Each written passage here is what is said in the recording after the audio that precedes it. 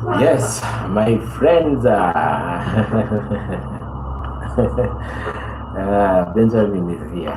Benjamin is here. Dr. Ben is here, today, Uncle has told me, Doctor, you are late. And of course, I'm late.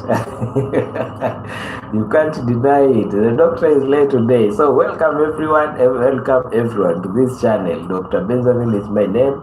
And we discuss matters concerning health issues. We discuss matters concerning health issues. And let's smile, my people. Let's have a smile.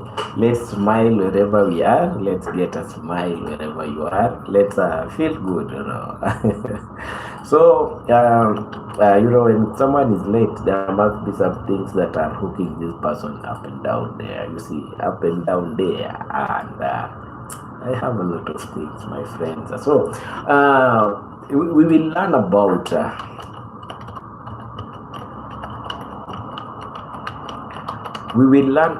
several things here that are medical, that are very important.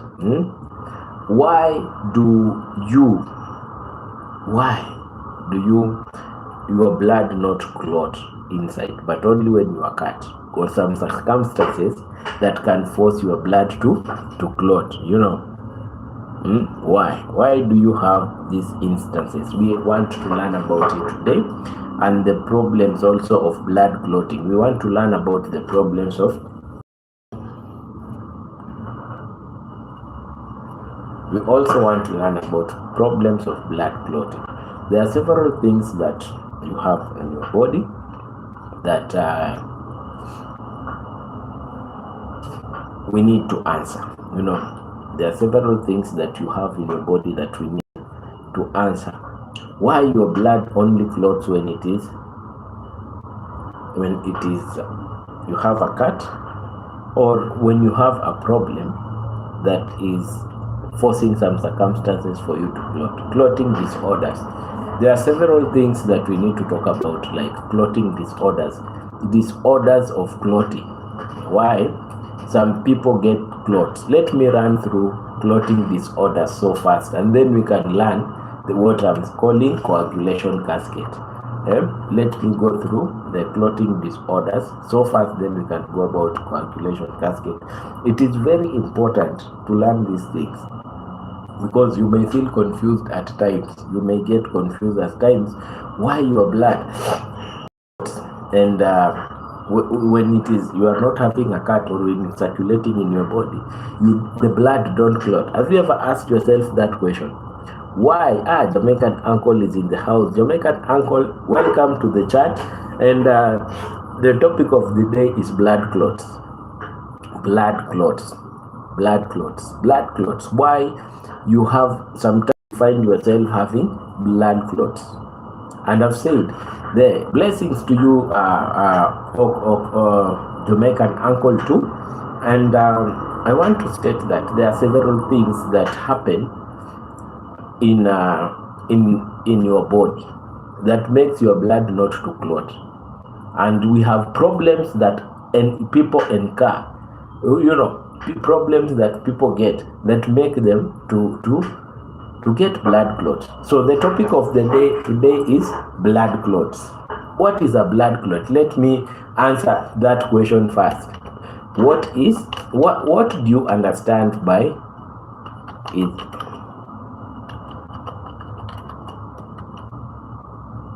Let's talk about blood clot. What is a blood clot? If you are new to the channel, you know what to do. Come to the chat, talk to us, ask us what happens here, what goes on here, and what are you doing? I'm telling you, I'm Dr. Ben, and I talk about, we help each other on medical grounds. We discuss medical issues, and we make people understand their problems well, and help people to sort out the issues that they are confused with when it comes to medical problem. So what is a blood clot? What do you understand by a blood clot? Before we start having these problems of blood clotting everywhere, these problems of someone is telling you, a doctor is telling you, your patient or your relative has a blood clot in the brain, has a blood clot. There is something that happens in your body that enables you not to have blood clots. We want to learn about those things right now. If you are new, I can see with so many new people, don't swipe away, my friend. Don't just swipe away. Hit the like button and subscribe also. Subscribe to the channel, it will give you notifications. Here we talk about medical issues which are so important. We live in a life whereby you need to be healthy, and both physically and mentally. Mental health is a very important session, by the way. We have a playlist of mental health. If you are here, please go through that session, that playlist. It will help you. All new guys that you are watching, welcome to the platform. If you are watching from Kenya, come to the chat, tell me I'm watching from Kenya. If you are watching from the US, my friends, come to the chat, tell us I'm watching Dr. Ben from the US, I'm watching Dr. Ben from India. If you are there and you have a question, come to the chat. Come to the chat, tell us, this is my question. I've been always be confused about this, and we will discuss it. But right about now, today, we want to talk about blood clotting. And the question of the day is, what happens in your body so that the blood does not clot? It only clots when you cut yourself. And if a person is having blood clots, what happens? Why does this person have blood clots inside the body? That is the question of the day. So I'm welcoming everyone who is here watching, a new person. If you are new in this channel, please don't leave without subscribing. Don't just swipe away. Come to the chat and tell us I'm watching you from this and this country, and then we will appreciate. We love new guys. We love to have visitors. We love challenges. We love those people that challenge us. So my friends who are here today, we are talking about blood clot. A blood clot is a clump. A blood clot is a clump that changes from liquid to gel or semi-solid state. Clotting is normal when blood stops bleeding after a cut. That is a blood clot. So common types of blood clotting are deep venous thrombosis, pulmonary embolism, stroke, and heart attacks can be caused by blood clotting. But we have a series of things that happens in your body. There are a series of things that happens in your body that makes your blood not to clot. Have you ever asked yourself that question? Why is my blood not clotting inside, but only clots when I cut myself?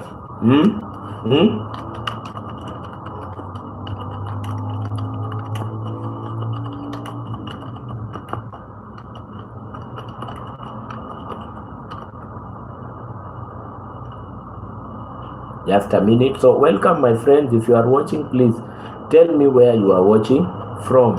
Tell me where you are watching from.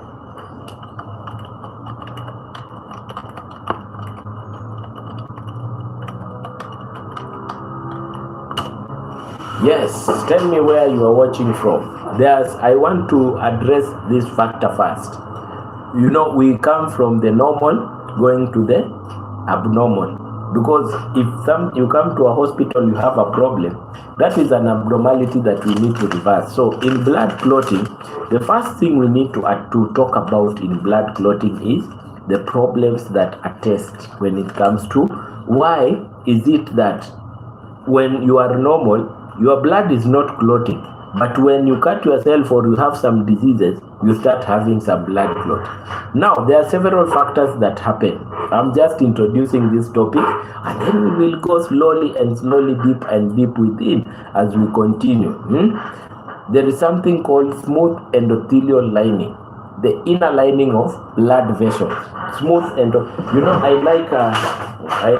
I like talking while I'm explaining by drawings. All these are my drawings of explaining.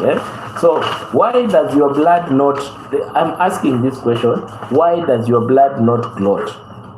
Why does your blood not clot when you are normal? But it only clots when something has happened, So there are some things that happen in your body that makes your body that helps your body not to clot the blood, that helps your body not to clot the blood. So if you are late here, it's okay. If you are watching and you're just in, tell me where you are watching from, and we will appreciate. We like visitors, and we thank you when you come around and watch Benjamin the Wise Guy. Benjamin the Wise Guy is a community. Is a community of several people that come here and we interact and we talk about several things. So smooth endothelial linings. One, we have smooth endothelial linings. The smooth endothelial linings are, those are the blood vessels. I'm drawing a blood vessel. I'm drawing a blood vessel so that I can explain this. Now that I can explain this in a good way. So come on, where is my green marker pen? This one.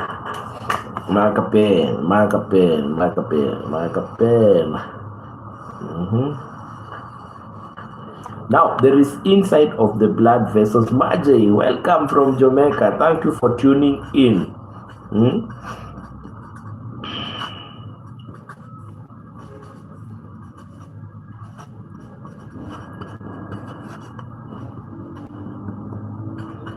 So my friends who are here, there are some factors that help your blood inside. Welcome Margie B from Jamaica. There are some factors that help people inside the blood vessels so that the blood cannot clot. So there is this thing called smooth endothelial lining inside. You see the green lining inside, the green lining, the inner lining of, so platelets do not stick to each easily. Here, the smooth on the inside, it makes the platelets not to stick to each. It makes, the platelets are made whereby when there is a problem, they stick to each other. So the inside of your blood vessel, the smooth endothelial lining, it makes the platelets not to stick to each other. Not to stick to each other easily. Prostacyclin. So we have talked of smooth endothelial lining. Smooth endothelial, endo means inside. So inside the layer makes the platelets not to stick together. So if platelet come here, it easily circulates. It's a smooth layer. Prostacyclin, produced by endothelial cells. So in the endothelial cells, I'm explaining. Welcome my friends. If you are watching and you are new, please tell us where you are watching from. Tell us where you are watching from. So inside the blood vessels, I mean the arteries, capillaries, and the veins. The arteries, capillaries, and the veins. The arteries, capillaries, and the veins. You see, these ones are the cells, endothelial cells. So there is a smooth layer and there is the cells that produce something called prostacyclin. Prostacyclin prevents platelets from sticking to each other. Prostacyclin produces prostacyclin.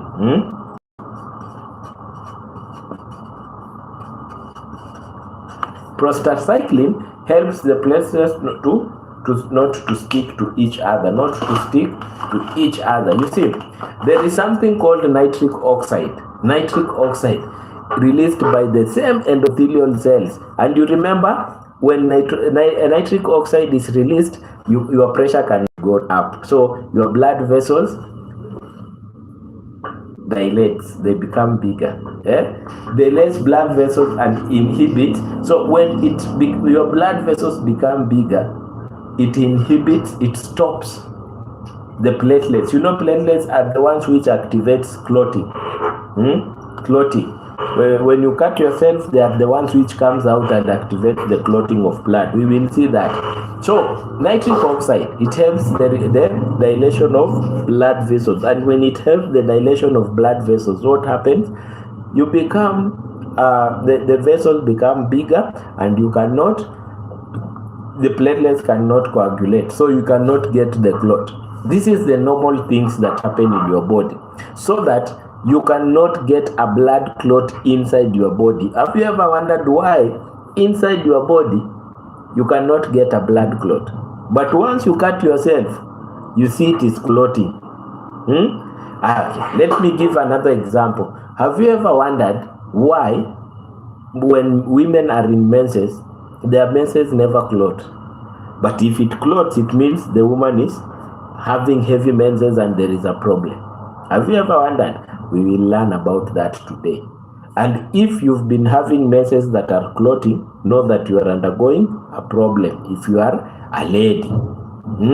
So who is watching? Who is watching? Where are you watching from? Where are you watching me from? Benjamin the Wise Guy. If you are new, I will say, don't leave without subscribing. Subscribe to my channel and hit the like button.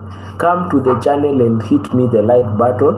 Let's grow. You know, when you subscribe, impressions increase, and we continue telling more people in this channel we do good things. So the topic of today is coagulation. Why does your blood not clot inside your body, but it clots when you have an injury?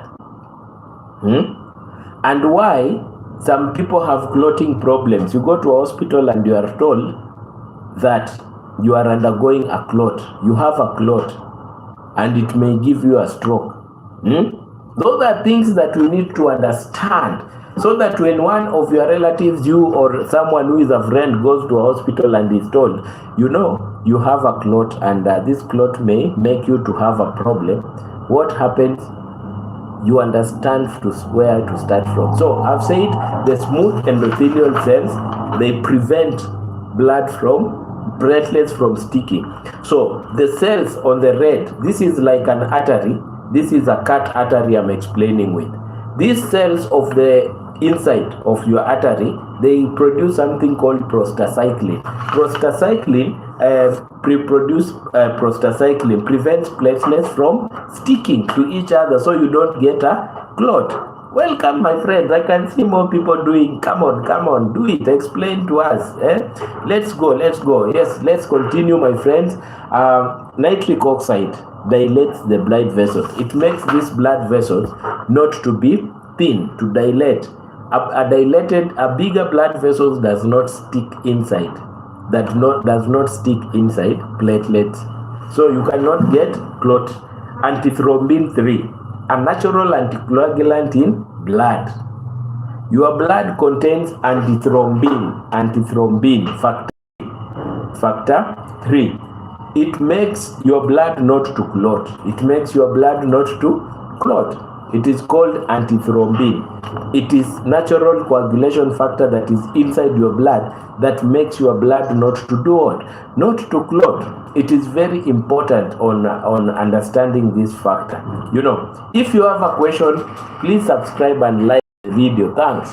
If you have a question, and you know these coagulation cascades, they bring stroke and brain damage, and that's why we have started today to talk about it. You see, to talk about it, we will see the coagulation factors. I will go through the coagulation factors and we will learn. So this is just an introduction, a very nice introduction. And as I introduce, I expect at least you give me some questions, so that as I get the questions, I will get to know the interest of the people, what the people want, what the people need to understand, or where the confusion is. Now, there is something called protein C and protein S. Works together to activate clotting factors like factor 5 and factor 8. Factor 5 and 8 are very important. These are things that make you not to have a blood clot. You see, not to have a blood clot. Your body is not just meant to be there. There are so many things that happen. So when you go to a hospital and you are told you have a clot, the doctor, please ask the doctor several things. And that's why I'm here to introduce this topic and let people learn about these factors that we talk. Why do people get clots? And you see, before we learn how do people get clots, we need to learn how do a clot come. You see, how do a clot come? Because if you learn how the normal, you will know how the abnormal is. So there is protein C and protein 5, which is very important. Very important. Now, Tissue factor pathway inhibitor blocks inhibition of the clotting cascade. That is something that we will learn. Tissue factor pathway inhibitor, how the tissues help to stop the clotting inside you. There are some people who have these problems of tissue factor, and they are always on aspirins and clopidogrel 75, and it helps them, but you see sometimes it may bring some bleeding problems. It may bleed some, you see. So let's continue on this video or this live. If you have a question, my friend, don't fail to ask. You know, questions are good. And if you are new and you are listening to me, please come to the chat. Tell me that Benjamin the Wise Guy, I'm new to this channel. What happened, so that we give you interact with the people. Which side are you watching me from, and which side are you? You know, interaction is good. So there is something else that is called fibrinolytic system, produces something that is called plasmin, which breaks the fibrin. There is something that is called fibrin that binds the blood and makes a clot. You see, so fibrinolytic system produces something that is called plasmin. Plasmin is what breaks down the clot continuously, so that you cannot clot. But if you have a lot of fibrin in your body, what happens? You'll have clotting problem. So there is a balance that should be there, for which we will learn. And then continuous blood flow. As the blood flows in your system continuously, flowing blood dilutes clotting factors and reduces the chances of clot formation. So the continuous flow of blood as the heart pumps helps you not to get the clot. You see, there are how many things that help you not to get a blood clot? Several. Several. Imagine smooth endothelial lining. I've drawn for you this artery or this vein. Prostacyclin that is produced by endothelial cells. Nitric oxide, antithrombin C, protein C and S. You see all these, protein C and S. Tissue factor pathway, very important. Fibrinolytic system, very important. And the continuous blood flow that you have in your system helps you not to get a blood clot in your blood. Now, as per that is said, what are these factors that they are called coagulation factors? What are coagulation factors? You know, we have these coagulation factors that help you when you have cut yourself, or when you have a problem, a problem that requires blood to stop bleeding, like in your gums, when you are, you know. These are factors that will help you not to have these problems of bleeding, and they are very important. You know, we have to learn them, so that I know some of you, if you are watching, have been to hospitals and you have been told that your patient has stroke. Why? The next thing you are told is your patient has stroke because, let me find something here. Just a minute, I'm finding something.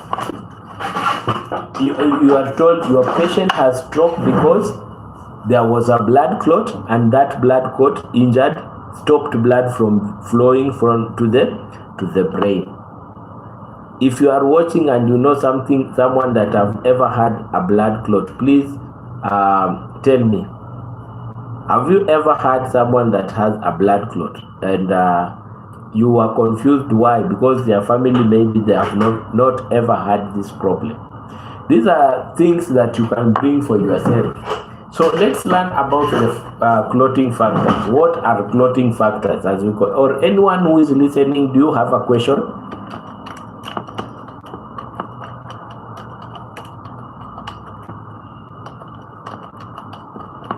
Anyone who is listening to me, anyone, do you have any question on or for me on clotting factors?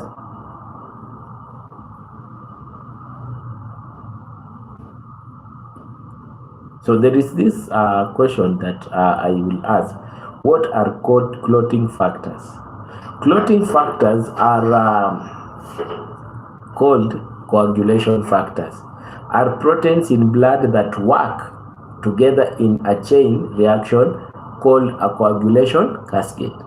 They work in a chain, they are called a coagulation cascade, and to form blood clot to stop bleeding.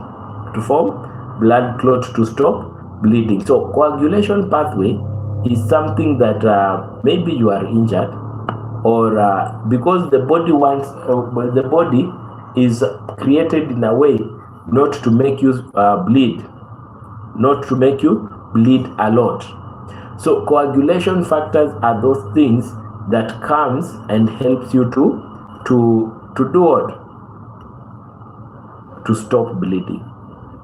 I want to introduce, I'm introducing these things so that when someone will be listening, I'll be and watching, you know, some people follow these things step by step. Someone can come and revise to this video. So what are coagulation factors? They are factors that help people not to bleed a lot when they are cut, because inside the blood we have seen the things that helps us to not to form a clot, like protein S and C, endothelial lining, prostacyclin, all those that we have named, they help us. Those that we have named previously. Now we have factor 1. Factor 1 is called fibrinogen. Factor 1 is called fibrinogen. These are things that help you to form a clot when you are having trauma, when you have been hurt. And what is fibrinogen? It forms a fibrin. Fibrinogen is the one, when you are cut, it forms a mesh of platelets to gather there, so that you get some something that is covering your blood vessels, not to remove blood. It is called fibrinogen. Factor 2. What is factor 2? Factor 2 is called prothrombin. Prothrombin helps, it becomes thrombin, an active one. Prothrombin means inactive, but when it is active, it helps to form a coagulation pathway. You see, prothrombin.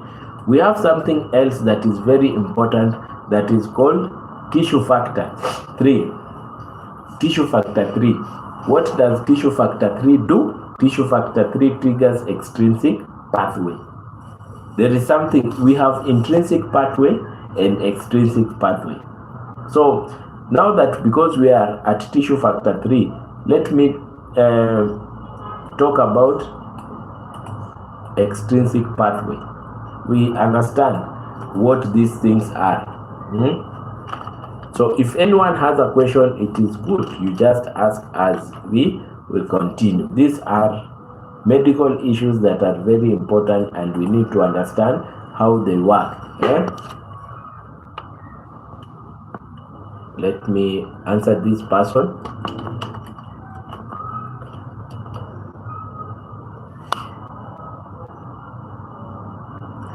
Yes, we are at tissue factor 3, which triggers something that is called extrinsic pathway. What is extrinsic pathway? Is one of the two main pathways in blood coagulation process that leads to the formation of blood clot.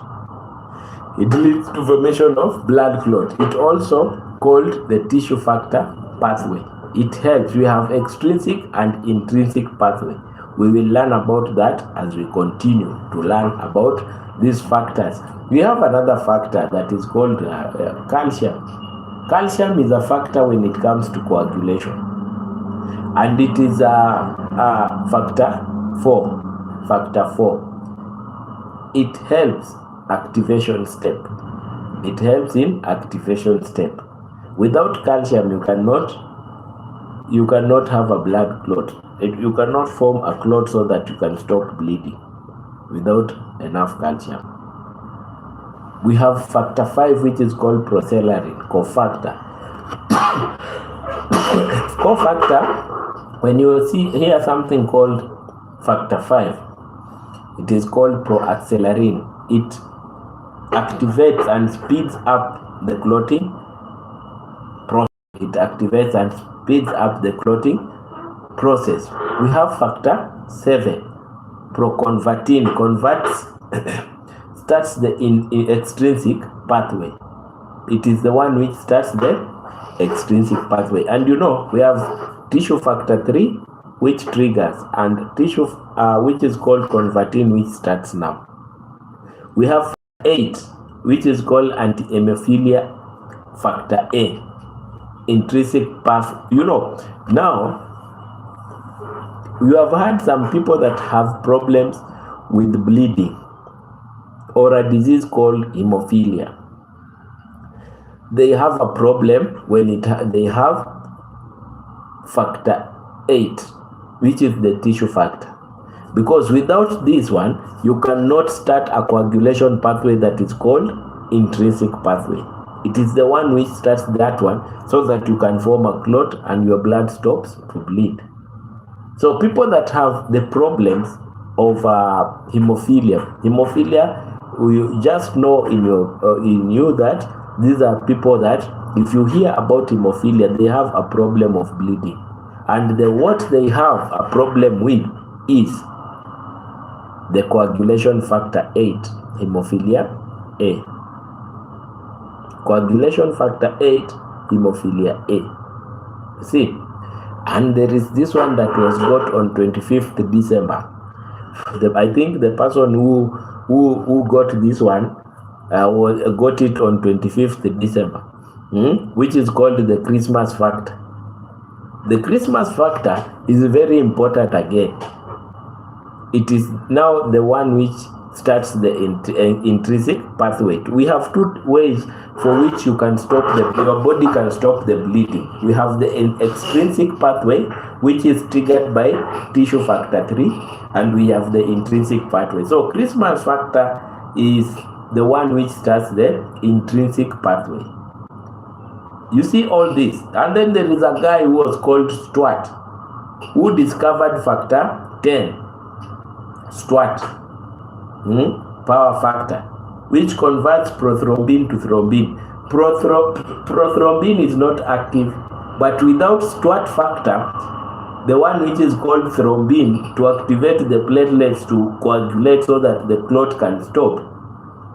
So if you have a problem genetically in your family with factor 10, the Stuart factor, you will be having bleeding complications. You know, we have factor 11, plasma thromboplastin antecedent in intrinsic pathway, and Hegman factor 12, it starts the intrinsic factor. Factor 13, fibrin factor, stabilizing fibrin the clot. So those are the 13 things that we have in our body that helps to stop bleeding. They are very important.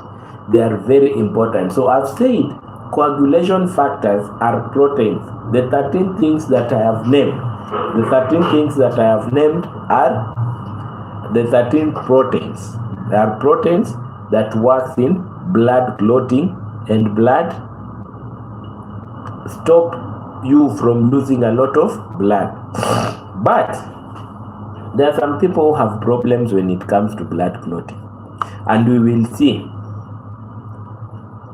I want me to go through some clotting disorders. You know, today I'm just introducing this topic. It's a very big topic. We need to go slowly by slowly so that we can understand why the blood in your blood vessels does not coagulate. It only coagulates when you are cut. And I've introduced and I've said how it happens. So let's talk about something that is called, let me introduce blood clotting process problem. blood clotting problems. Blood clotting problems are problems that are in your system that you may have them. Maybe genetically, there are some people who have blood clotting problems. And there are two: bleeding disorders and clotting disorders. There are two ways. Maybe you can have a bleeding disorder. You can have a disorder of you bleeding. You see, you can have bleeding disorders, or you can have clotting disorders. Those are blood clotting problems. The opposite is the reverse is the truth. You understand? Now, maybe you have a problem with clotting of blood, or you have a problem with bleeding. They are both the same, but it depends with the problem that is happening. So bleeding disorders, poor clot formation. Let me go through some, or if anyone, is there anyone who has a question from that point? Anyone who has a question from that point, you may ask. Anyone who has a question from that point, let me get. Oh, good morning, doctor. Good morning. The coffee cakes is here. My friends are here. Welcome to this program. It is very important program. Coffee cakes, we are dealing with clotting disorders. And I've gone through why your blood cannot clot inside, but only clots outside when you are cut, or if you have a problem with bleeding. You see, if you have a problem with bleeding, there is something here that is really disturbing. Let me see if I've got. If anyone who has a question concerning the topic that we have, if you have a question, please put it through. Just a minute, my friend.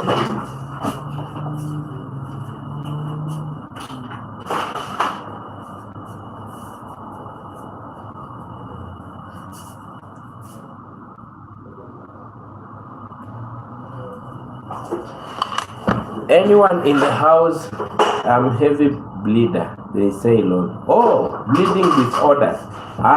Coffee cakes. Now you will get to understand why you bleed. This topic is, you have started explaining why you inside your body, blood does not clot. But when you are cut, you get a clot normally so that it can start the healing process. And then there is something else. We have the coagulation cascades. The coagulation cascade is there are factors that are involved. The 13 factors that I have gone through that helps you to start the stopping of bleeding. And I have explained, I'm introducing the topic today, and we will continue with it slowly by slowly. As the coffee cake says, she's a heavy bleeder. And if the coffee cake says that, we need to understand why, because every time a person bleeds, there must be a problem that is causing the bleeding. There must be a problem that is causing the bleeding. Now, there is something called blood problems that I'm introducing that we will go through. And there are two ways. They never diagnosed me with anything. They just told by surgeons. Oh, what did the surgeon say? Coffee cakes. What did the surgeon say? So anyone who has a question, if you are watching me, I can see my Jamaican uncle and coffee cakes only discussing, but I can see other people are watching silently. Please don't watch silently. If you are having a question, come to the chat. The chat is open. Ask a question. Let me hear you ask a question. As you are asking a question, I need to request for my green tea. Just have a bleeder and lose a lot of blood. And now coffee cakes will understand why. Let me ask for my green tea so that I may not run dry as we talk.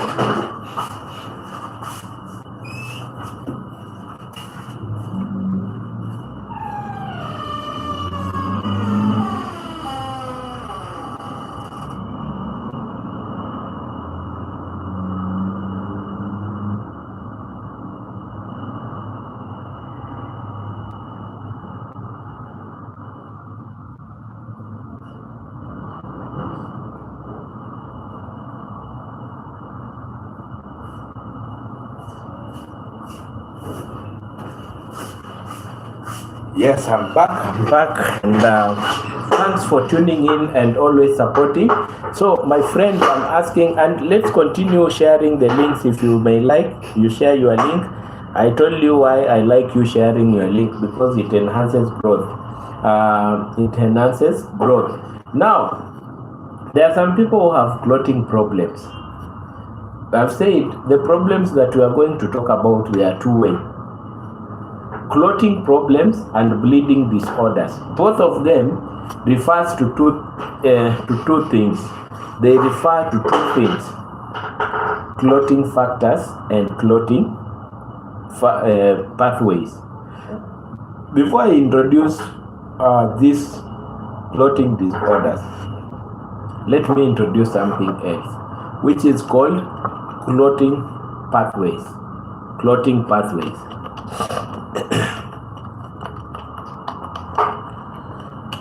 Well, what I mean with clotting pathway, it means blood clotting pathways are series of reactions that form a stable clot to stop bleeding. They form a stable clot to stop bleeding.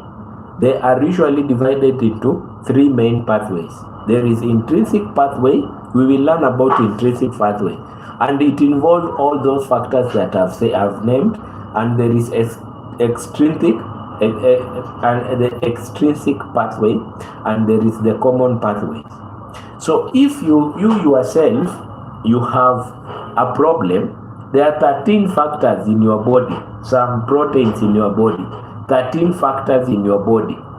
There are 13 factors in your body that are involved in intrinsic, common pathway, and extrinsic pathway. So if you have one problem through these 13 factors, let me name them again. Factor 1, fibrinogen. Factor 2, prothrombin. Factor 3, tissue factor. Factor 4, calcium. Factor 5, proaccelerarin. Factor 6. Factor 6 is not there. We have factor 7, which is proconvertin. Factor 8 is called hemophilia A. You have had some people who have hemophilia disease. Factor 9, Christmas factor. Factor 10, Stuart factor. And factor 11, plasma prothrombin antecedent. Factor prothrombin antecedent. We have factor 12, which is Hegman's factor, and factor 13, fibrin stabilizing factor. These ones are factors. When we come to how these things happen, when you cut yourself, factor 1 is produced, factor 3 comes and activates this one. We will learn slowly by slowly. So if you are a heavy bleeder, it means through the intrinsic pathway or the common pathway, one of the factors is less in your body, and we will see why. It depends on how you bleed. We will see why and how.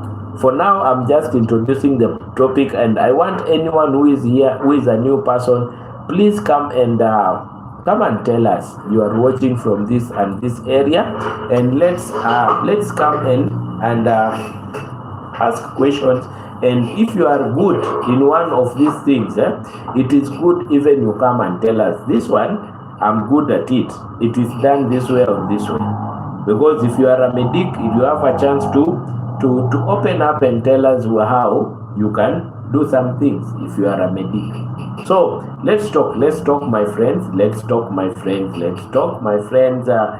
Some questions are needed. The coffee cakes. Do you think it could be due to all the broken that they admitted for years? 1,000.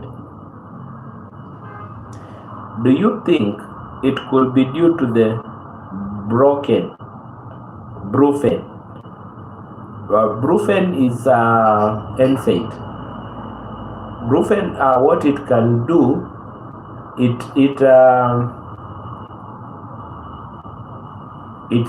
can bring you acidity, but it cannot give you bleeding disorders. It cannot. Maybe acidity, but maybe you are taking something. Coffee cakes, were you on something like aspirin or clopidogrel or heparin.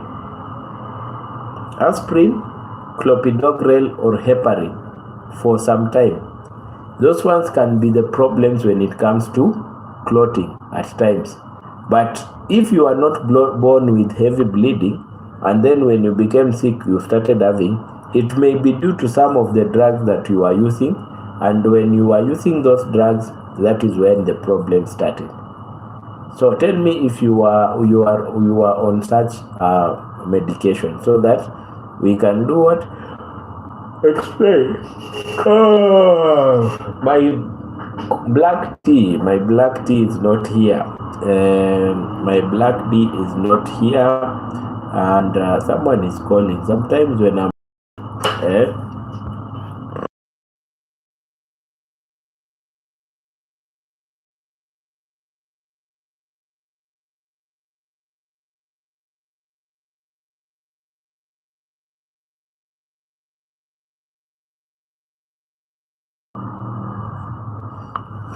okay, now we continue, my friends. Let me put on flight mode. People are calling, and I'm with my people here, and let's talk. Anyone with any question? My friends, if you have any question, please ask. And introduce some things that are called bleeding disorders. Today I'm just introducing the problems. And when I'm introducing the problems, it will be so when I broke my nose, they had to burn it. Or when I busted my head a few times, I had to get stitches. So my life, I guess. My question was coffee cakes. My question was, were you given something like aspirin, clopidogrel, or heparin or warfarin? Were you given such drugs at a particular time? You see, it may really help when it comes to some things. The only time I took blood thinners was by injection every day while in hospital. Yes, if the injection was heparin. That is what we give when someone is in hospital, and in stomach very painful. Oh, and when you are in hospital and we give you heparin, when a person is in hospital admitted, this person sometimes stays in bed for so long, and staying in bed for so long may activate clotting. It may activate clotting in your system. So it is important. Oh, Jamaican uncle with said hi. Oh, I see. Jamaican uncle has come with another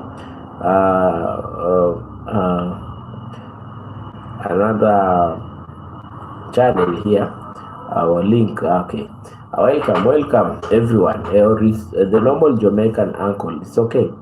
So let's talk about. I was talking to Coffee Cakes about being in hospital and being given heparin. Heparin is a blood thinner. When a person stays in hospital for so long, you are at risk of getting clots. You are at risk of getting blood clots. So you are given as a prophylaxis. A prophylaxis is something that you are given to prevent something that can happen which is bad.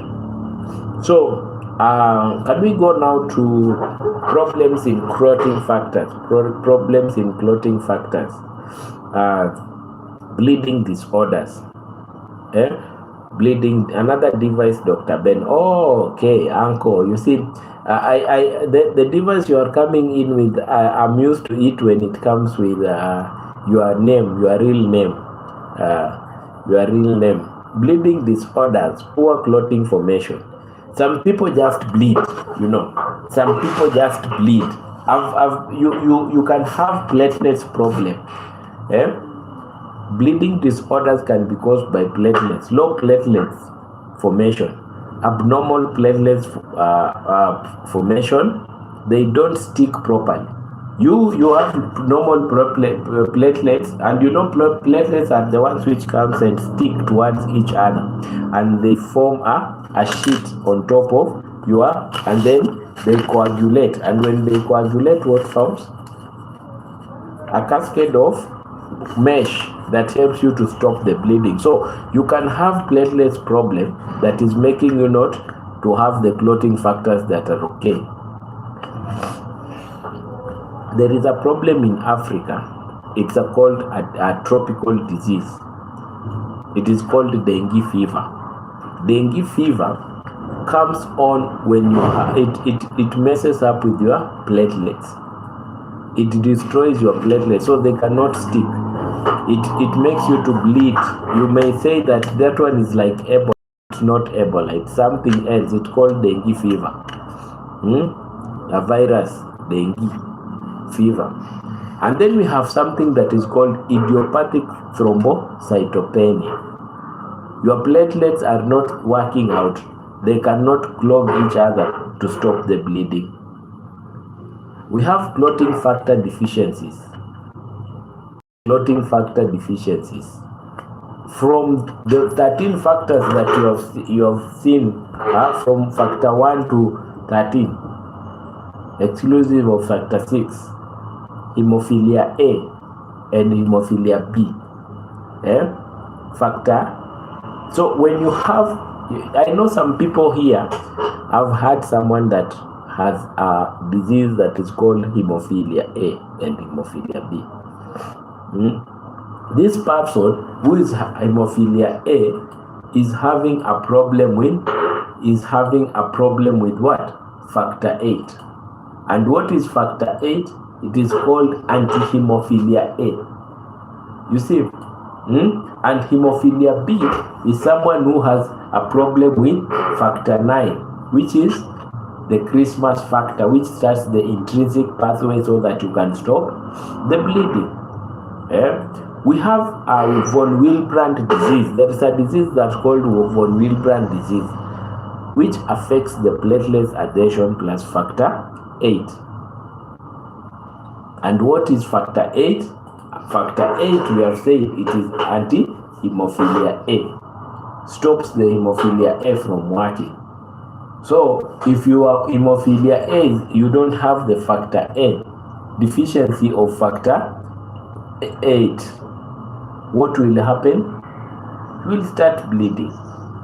If you have a problem with hemophilia B, that is the crystal, you have deficiency in factor 9, the Christmas factor, and the Christmas factor is the one which starts the cascade of stopping to bleed.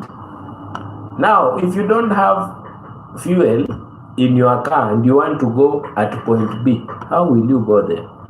So hemophilia factor 9, which is the Christmas factor, is like the enzyme, the fuel that starts the clotting process, the second clotting process, which is called intrinsic factor. Hemophilia A is factor 8. The same intrinsic factor. So if you have these two, you don't have them, what will happen? Problems. Let's talk about something else which is important. Nutrition. Let's talk about nutrition. What does nutrition have to do with clotting? Vitamin K deficiencies affect factor 2, factor 7, factor 9, and factor 10. Let's see which factors. If you have vitamin K deficiencies, your liver will not produce factor 2, which is prothrombin.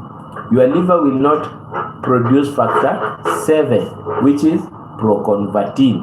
Your liver will not produce factor 9, which is the Christmas factor, and factor 10, which is the plasma thromboplastin antecedent. So these are things that you see even nutrition can affect. When you don't have, you have a deficiency in vitamin K, It means production of some things in your body is a problem. Me guys, it means production of some things in your body is a problem.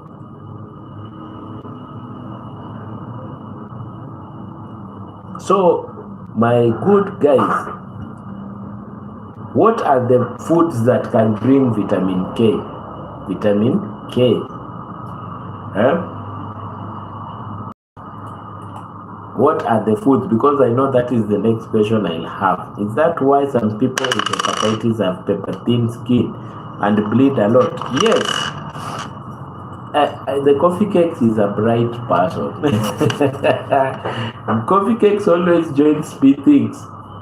Yes, because if your liver is something, if your liver, wait a minute, if your liver is suffering,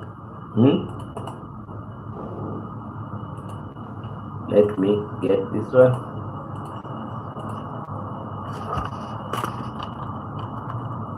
If your liver is suffering and you are not producing factor 2, you are not producing factor 7, you are not producing factor 10 and factor 9, what will happen? Those production of those, you will have breathing problems. So cereals are good for vitamin K1. We know we have vitamin K1 and we have vitamin K2. We have vitamin K1 and K2. K1, it means leafy vegetables. Food rich in vitamin K, green leafy vegetables. Let's name them. Broccoli, parsley, Brussels sprout, cabbages, all those, mustard greens, Swiss chard, collard greens, spinach and kales. Those are foods rich in vitamins. Our receptors need to receive those factors.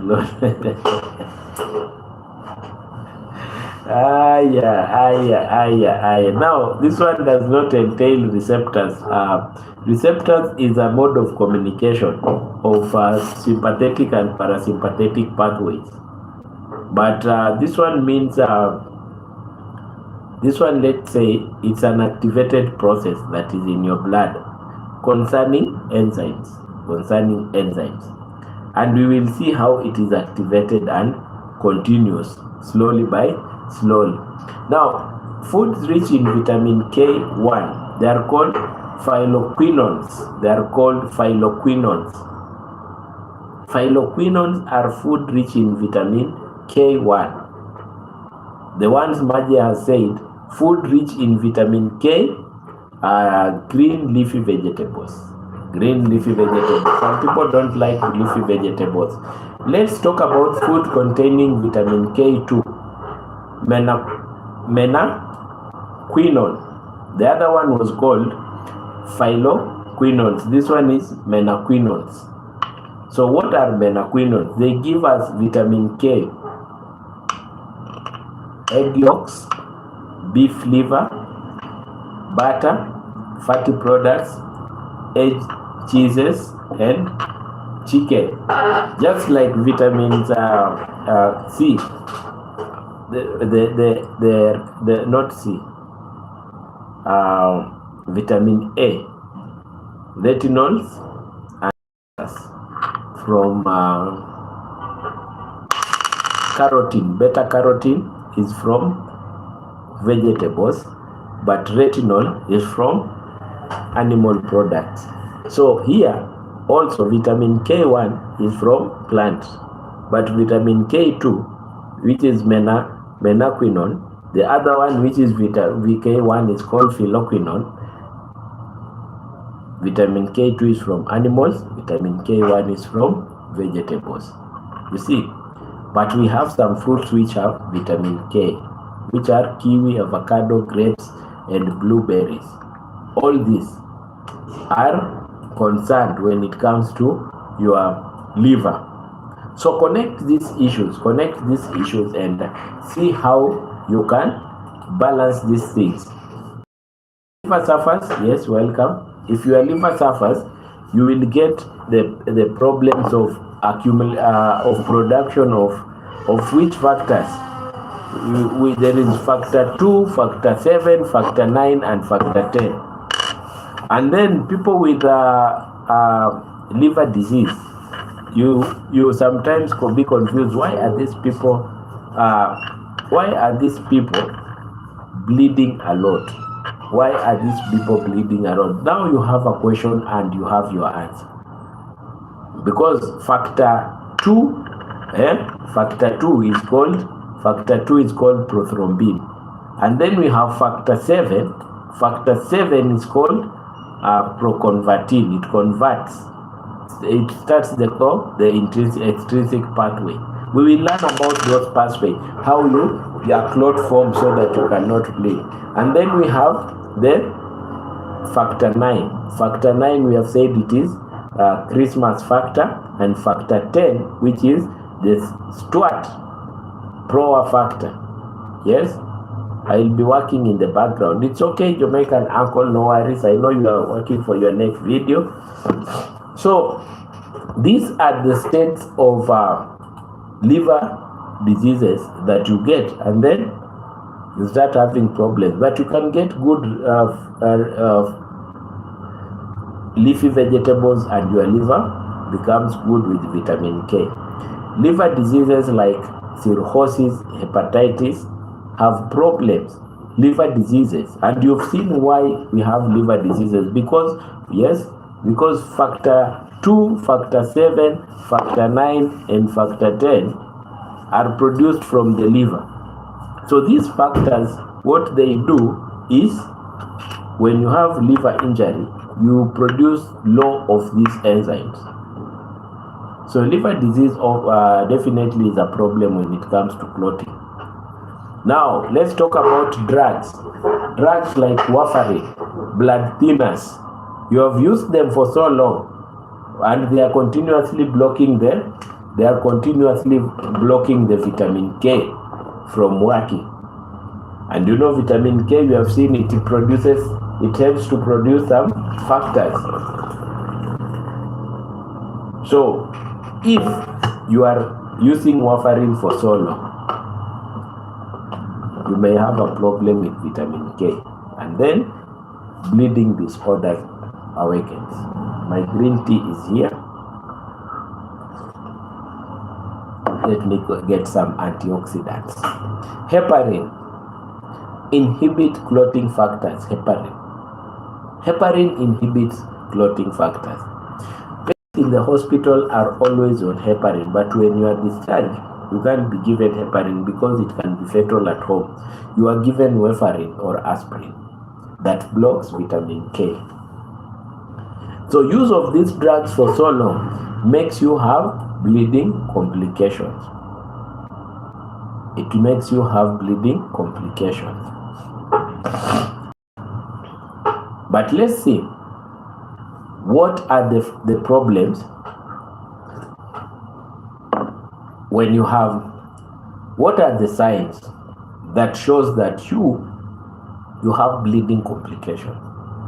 What are these signs? Because you must have some signs that shows you have bleeding complications. Let's check and see. Easy bruising, nose bleeding, the gums bleeding, heavy menstrual bleeding, and I've said for women, if you are having menstrual periods, and they are clotting, just know you have a problem. Menstrual periods, they are not supposed to be clotting, and I'll tell you why when time comes of menstrual disorders. I'll tell you why, because there is a factor which makes your blood not clot when you are in menstrual periods. Prolonged bleeding after injury or surgery. That is a bleeding disorder. So these are the things that we have, the complications that we have, that makes us to have problems at times. to have problems at times. Now, check me out, my friends. Those are bleeding disorders, but we have the others which are clotting disorders. So anyone with any question, my friends, about what we have discussed? Now I can see people are answering themselves some questions that they have been asking themselves for so long. Questions that you've been putting on yourself, asking yourself, why does this happen? Why do I bleed a lot? Why do I have clots? Now you have started answering your questions one by one. Yes. Let's talk about clotting too much, because we had talked about bleeding disorders. Let's talk about clotting too much. Why do people clot too much? This is a blood form clots easily, which can block blood vessels. You can have clots in your system. You can have clots in your system. And what are these clots? Which types of clots are there in your system? You see, what are these clots? What happens in your system that forms these clots? What happens? Let's talk about them. They are very important. You staying one place for so long, bed rest for so long in hospitals, long travels, immobility. It's called immobility. You are not moving. It can activate the platelets to coagulate, and you start having blood clots in your system. Cancer can stop some coagulation factors, the 13 factors that we have talked about. Pregnancy. You have seen some people that are diagnosed with something that is called, deep venous thrombosis, DVT. Deep venous thrombosis. Smoking, free radicals coming in your system and stopping some other things from working, free radicals. Genetic disorders like factor 5. Genetic disorders like factor 5. There are some people that are born with a factor proaccelerating disorder that has mutated. And when it has mutated, what happens? You start producing problematic coagulation pathways. When I say coagulation pathway, is that process of formation of a clot when you are injured. Let's talk about dehydration. Dehydration can cause you to have this low blood volume in the cells inside. Low blood volume in the cells. Very important. You see how we're talking? We have some things that are dangerous complications. They are so dangerous. And these complications may make you to have problematic issues. Dangerous complications. What are these dangerous complications that we have in our systems that can make us not to be okay? Deep venous thrombosis. In your veins, blood has clotted, and it is not. Onik is saying next county is Kenya. Onik, Kenya is a country, not a county. A very big country. Yeah. So welcome, Onik. Welcome. Hope you are doing okay, Onik. Hope where you are doing fine, and everything is okay in your side. Everything is okay in your side. So that is it. That is it. And my friends and everyone who is watching,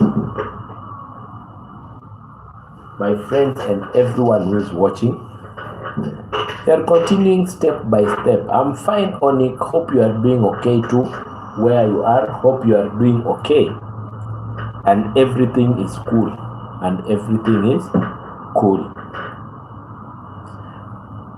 deep venous thrombosis, pulmonary embolism, stroke, heart.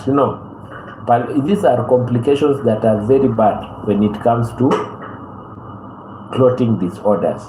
Women, I know most of the women that have gone to give birth, they have been told about this deep venous thrombosis, DVT, pulmonary embolism, we have been told about it, and lung clotting. Lung clotting in your lungs, or getting stroke because the clot is in your brain. Heart attack, coronary clot, heart attack. Your heart has blood supply, and we talked about blood supply of your heart one day.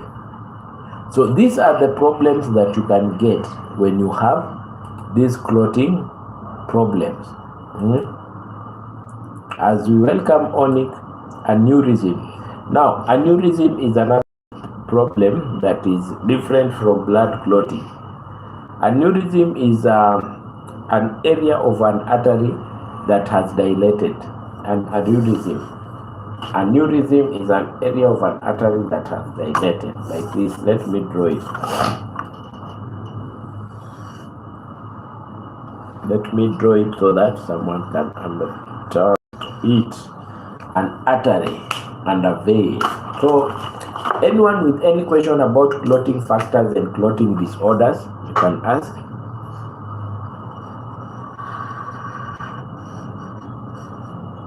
I'm drawing an aneurysm, a clot in your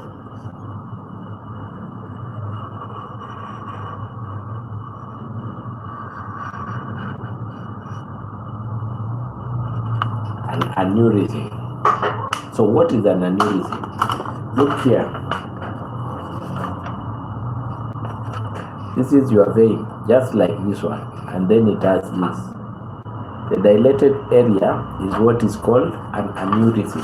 So that one is different from clotting disorders and clotting factors. So let's talk about some questions I've introduced. So tomorrow we will be talking about the cascades, the common pathway, how your blood commonly comes and forms a clot so that you cannot bleed, and how these factors that we have named,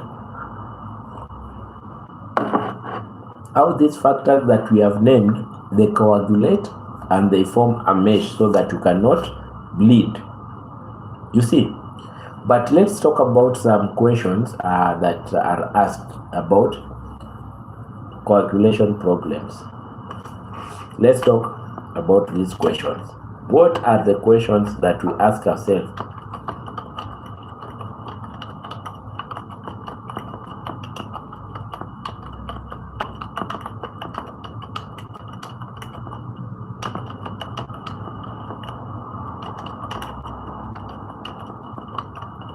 Let's ask, because today we are talking about our health and how we should stay healthy. You see,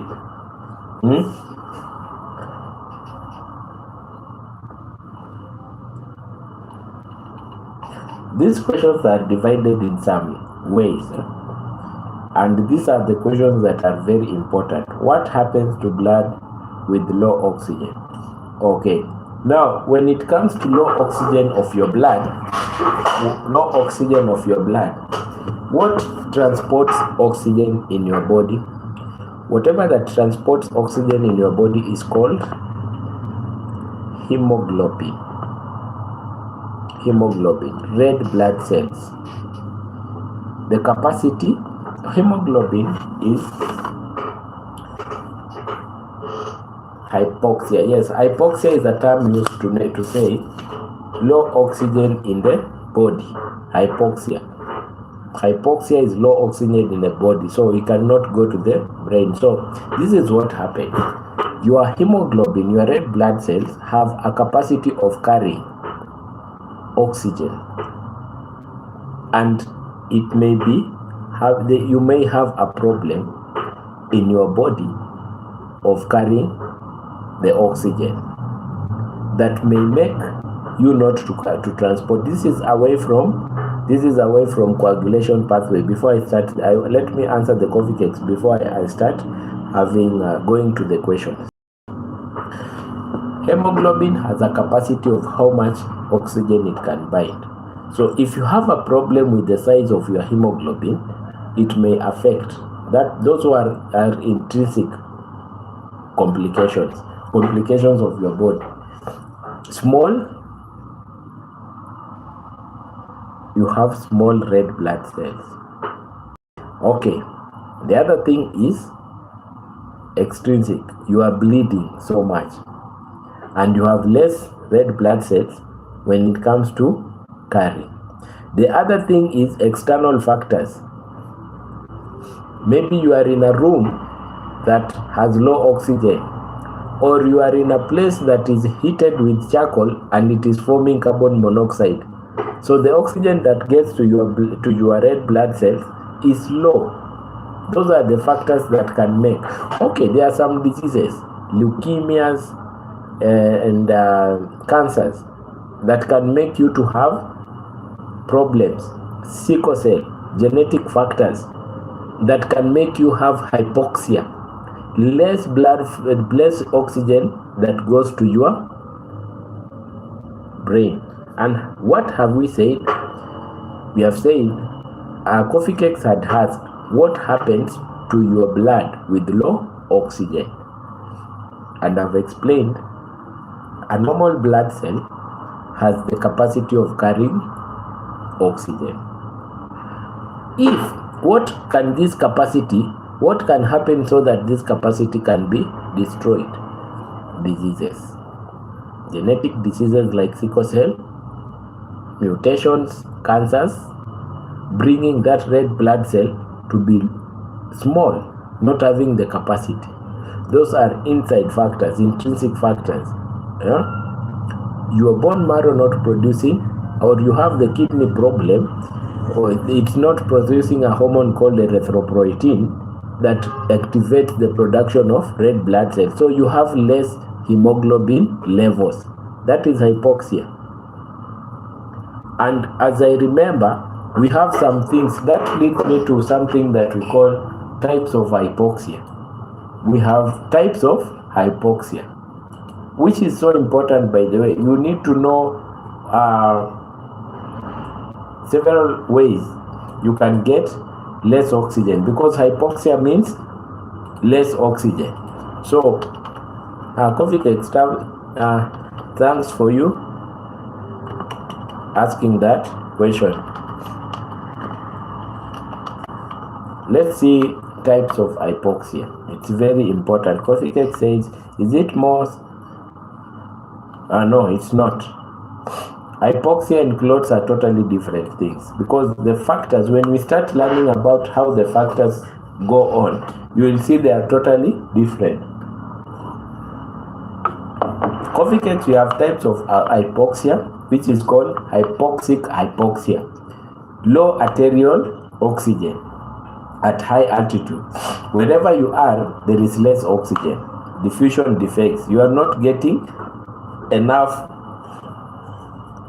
oxygen inside, like in pneumonia, in chronic or obstructive pulmonary disease, or diffusion defects.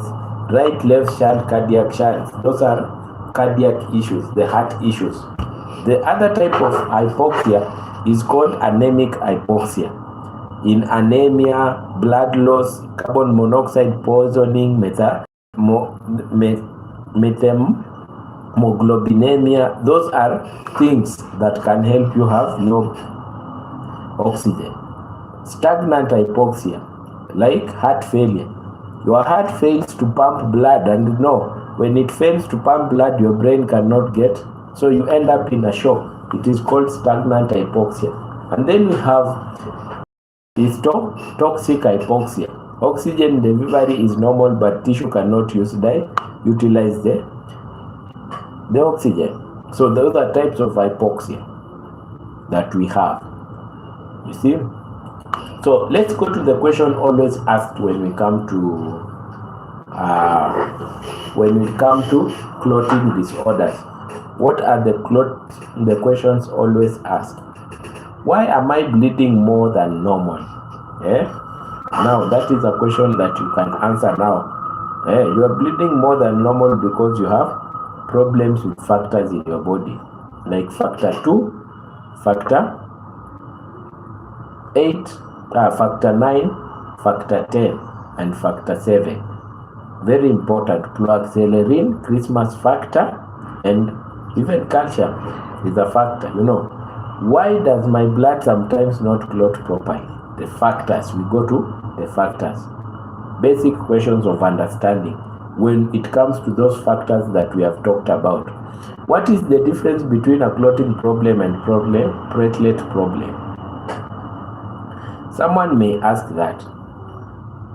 What is the difference between anyone who knows and can answer that?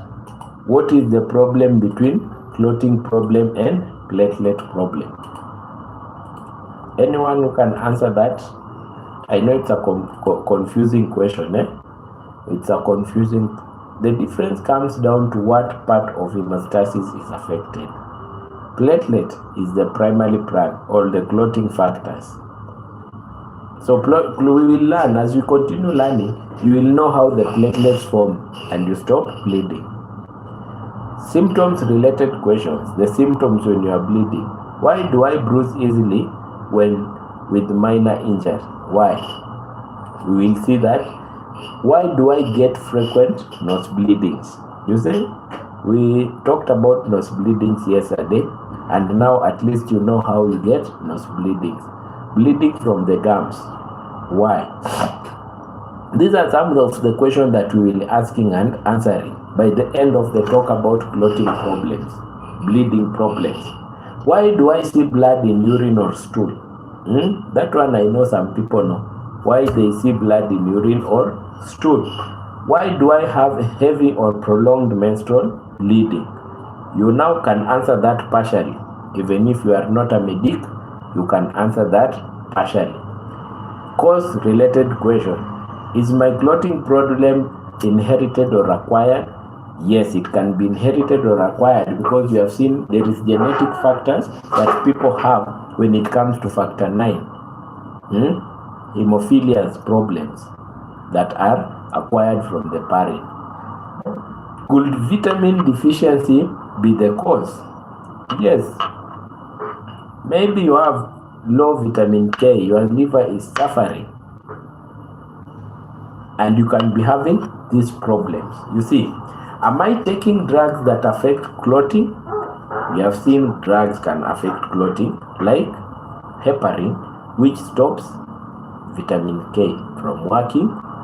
Warfarin, you see, warfarin and aspirin, which stops vitamin K, and heparin, which stops the coagulation factors from working. You see, these are very important questions that we need to ask ourselves. Could infections or cancer affect clotting factors? Very true. They can. Even if you have not gone deeper, we will understand they can affect right from the start. There are some diagnostic questions that we usually have, and if you have a question and you are here, please come and ask that question. It will help understand what to learn and what people think when it comes to these problems. Which blood test shows clotting problems? We have several. INR, and let me see them. We have thrombin time, You see, those are the things that I'll explain. By the end of this talk, everyone will be answering them professionally. Prothrombin time is what we check. It tests extrinsic plus common pathway. We will see how it tests. We have activated partial prothrombin time. We will see about this. INR, International Normalization Ratio. It always monitors blood drugs, anticoagulants like warfarin. These are things that we will check and we will talk about them as we continue by the end of the talk. But I've said, if you are watching and you are here and you have a question, you don't just stay and keep quiet. Please ask the question. Do I need genetic testing for bleeding disorder? Yes, sometimes when it is so worse, you can check yourself. What is the difference between hemophilia A and hemophilia B? Hemophilia A and B, they work on two different factors, and we had said them. You remember? If you have a person which is hemophilia A, let's start to differentiate so that we know. Hemophilia A, a person is missing factor 8. And what did we say factor 8 is? Anti-hemophilia factor A. Hemophilia B, a person is missing Christmas factor, which is factor 9. You see, it frequent. You know, hemophilia A is more in genetic line. More people have hemophilia A than B, than Christmas factor. It is X-linked recessive and X-linked recessive, both of them. I will explain when we talk about factors and prothrombin. When you check of a person, let me not go to that because I've not explained, it will confuse the people. Like I wanted to say about prolonged prothrombin time and prothrombin. Those are things that I'll explain. I like talking about things that I've explained so that a person can understand. Now, we're continuing with our questions, and it's very important we understand these questions that we're talking about.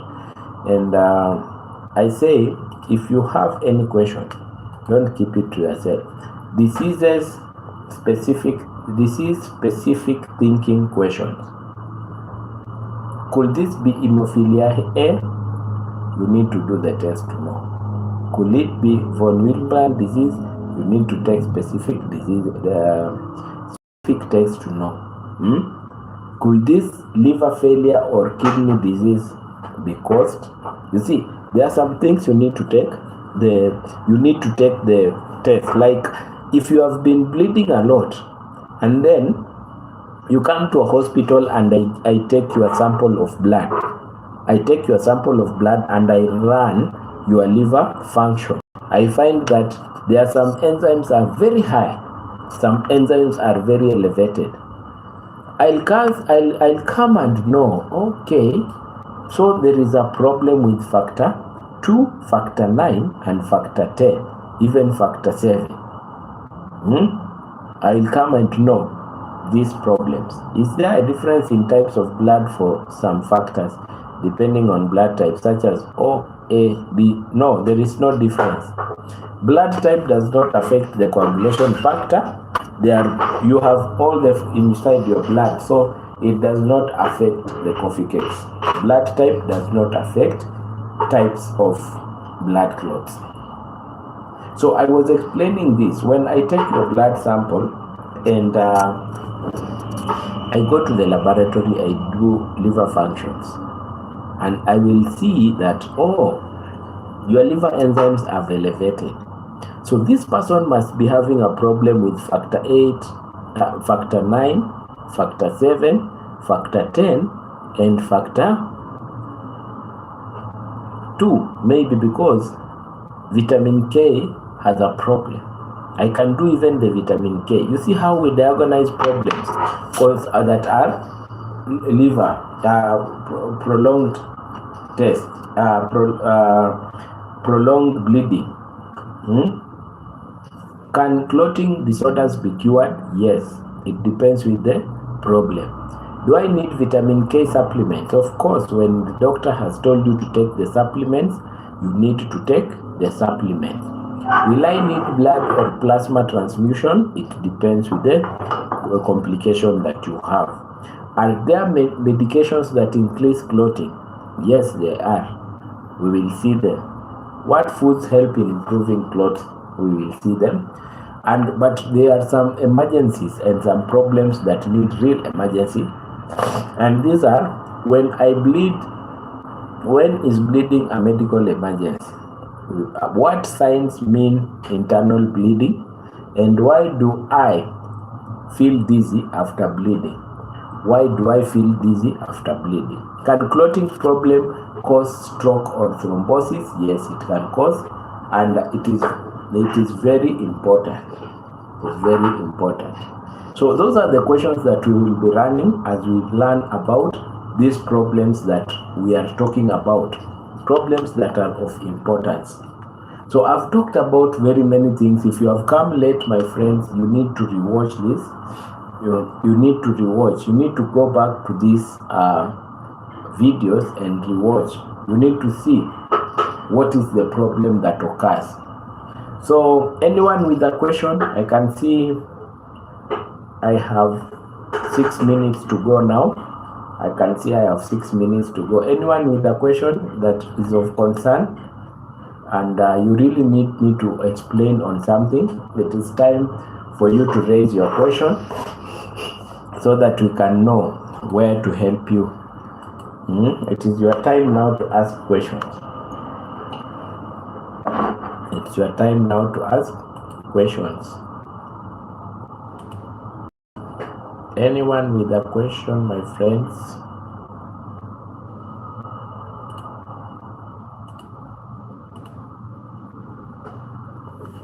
Anyone with a question?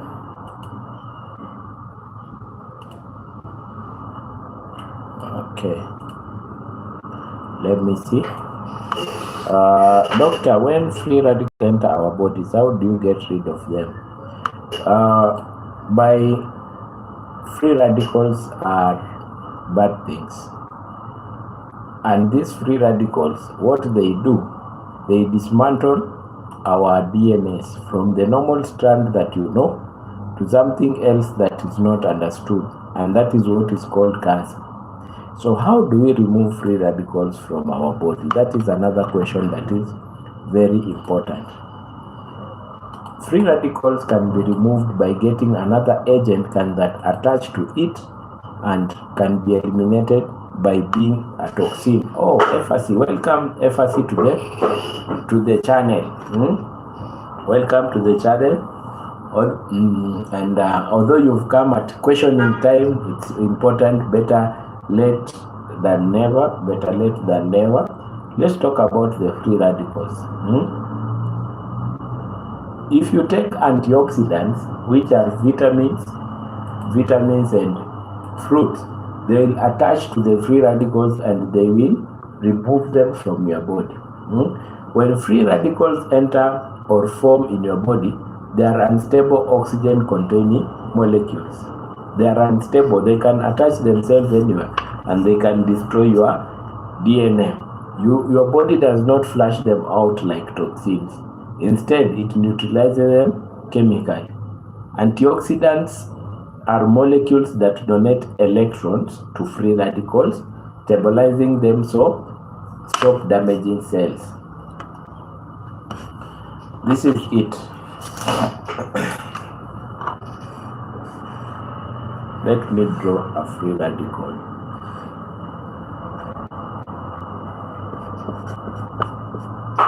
Let me get a real. I want to explain this structure of a free radical.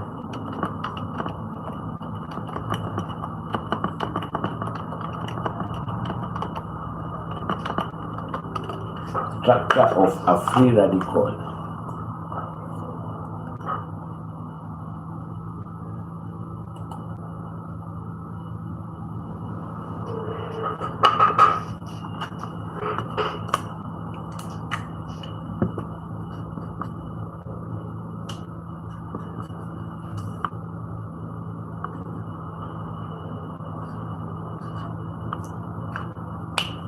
Something I want to explain which is so important.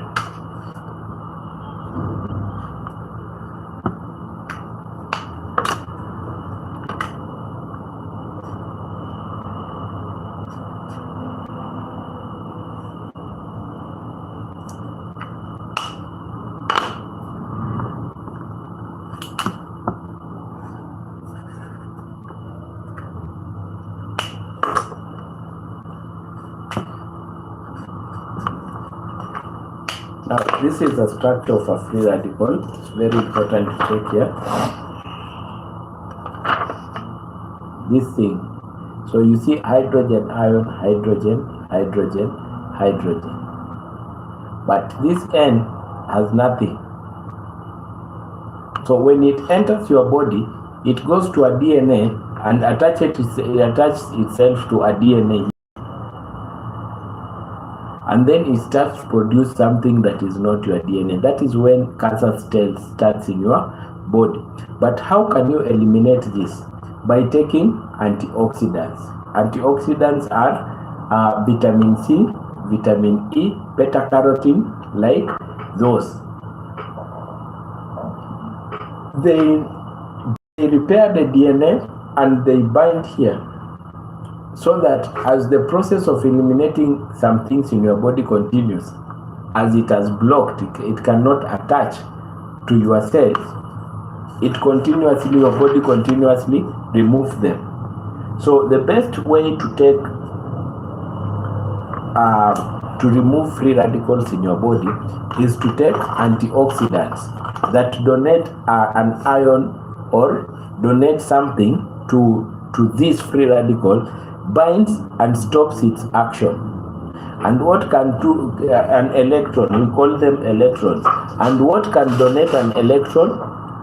What can donate an electron is the only thing that can donate an electron is an antioxidant, which is vitamins. So those are the ways we can remove tea, fruits, vegetables. Like now, I'm getting rid of free radicals by taking my green tea.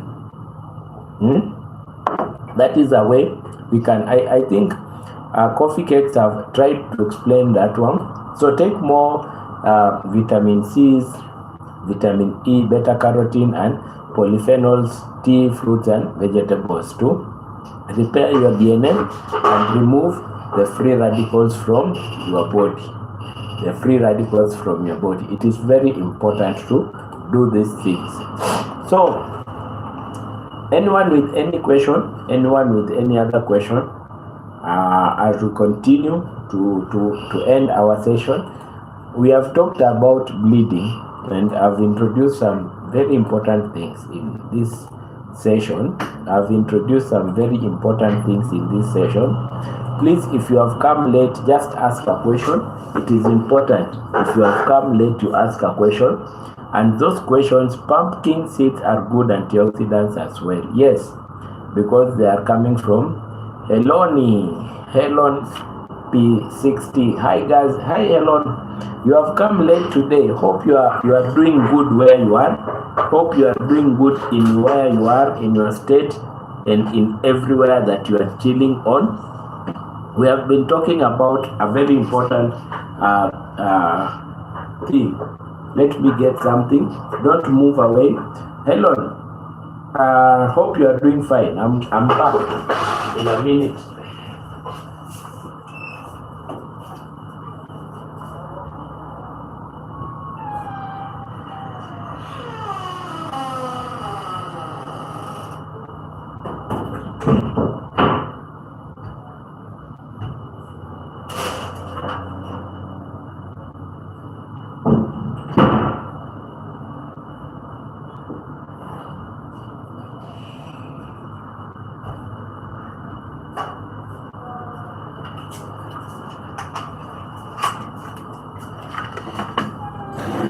Yes, I'm here.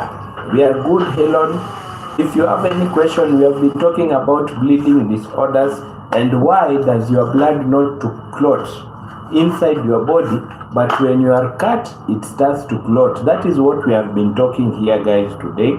So anyone with a question that you need for understanding, you can just ask. You can just ask.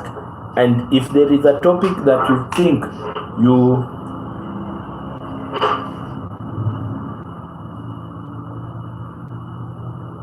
if there is a topic that you think we need to repeat for an understanding, please come on, ask that topic so that we can repeat it. We can repeat it. So any question of concern today, Today, people have started knowing why their blood does not clot inside their body, but clots when you are cut. So we have talked about 13 factors. The acid reflux, God, I had finally healing, thanks to Almighty. Oh, acid reflux. Oh, it gives me it reminds me of a question that Coffee Cakes had told me. Let me see about the question. Coffee Cakes, can I go through, because you texted me on Instagram? Can I read it? Coffee Cakes, can I read it? Let me check my Instagram. The acid, you see, Elon has come out with a question about this one, and let me go in.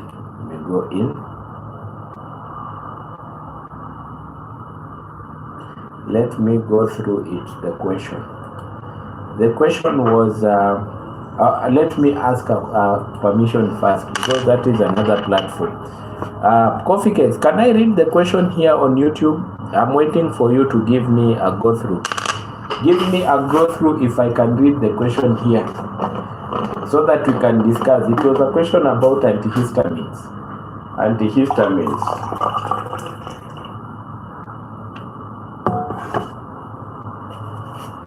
Okay. Now, Coffee Cakes was asking about, doctor, I have a question.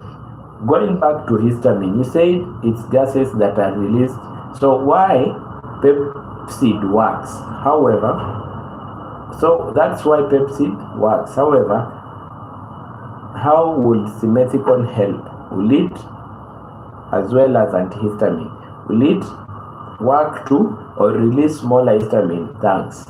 And I told Coffee Cakes, Pepsid works in acidity, and antihistamines like cetirizine, they work in there. So let's go through that. I want to read that question again, so that we can understand. Doctor, I have a question. Going back to histamines, you say it's gases that are released. So that's why Pepsid works. However, how will simethicone help? Will it work too, or release smaller histamine? Now, gas is a way to say a chemical messenger. It is called something in medicine. You know, sometimes I lack terms to put them in a layman language. So in medicine, we call them chemical messengers. Chemical messengers, biogenic amine, released by cells like mast cells. This is a histamine. Now I'm talking about a histamine. I want people to understand what an antihistamine is. You see, now there is something called basophils, mast cell, and cells in the stomach lining. So, Coffee Cakes, your respiratory system has mast cells that release this chemical messenger called biogenic amine. I used a gas so that you know it is produced like a gas, but in medicine we call it, I used a gas so that you can understand as a layman, it is released, but it is called biogenic amine, released by cells, and the cells that release this are white blood cells, basophils, and mast cells. But in your stomach, there is something that is called endo cells in your stomach lining that produce this histamine again. That it works when it comes to, it plays a role on allergic infections. Dorothy, welcome, Dorothy. It plays a role in allergic infection. And I say this, when you inhale something, when the mast cells are released, they release this chemical messenger called histamine, biogenic amine. So let's talk about the stomach. Why do you get acidity? Dorothy, welcome. Dorothy, welcome. Thanks. Why do we get acidity? The acid is what is in your stomach, and the acid that you have in your stomach is called hydrochloric acid. Hydrochloric. The histamine released from the endocells of the lining of your stomach, they bind to some receptors in your stomach. The cells in your stomach, they are called H2 receptors, and they stimulate hydrogen ion production. When they bind to H2 receptors, they produce more hydrogen ions.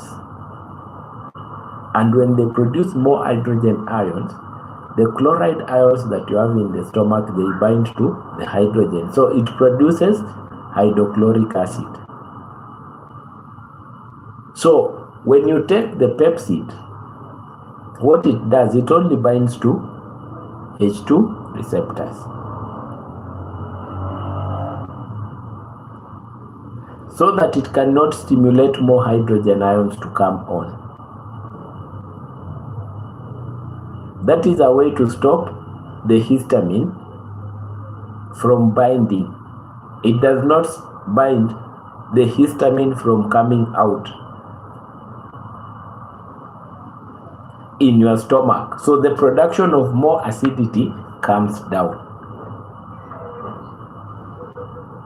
So Pepsid, which is a H2 receptor blocker, reduces stomach acid, not histamine itself.